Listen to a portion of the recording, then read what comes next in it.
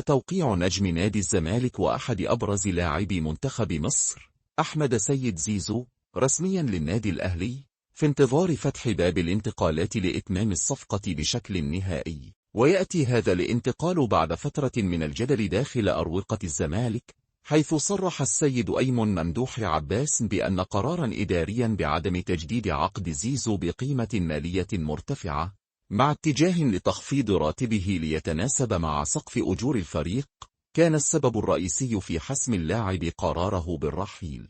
وكان الأهلي قد نجح في وقت سابق في التعاقد مع نجم الزمالك السابق أشرف بن شرقي، وهو ما أثار موجة من الإحباط بين جماهير القلعة البيضاء التي كانت تأمل في استعادته، إضافة إلى ضمه موهبة الفريق إمام عاشور الذي يقدم مستويات مميزة مع القلعة الحمراء.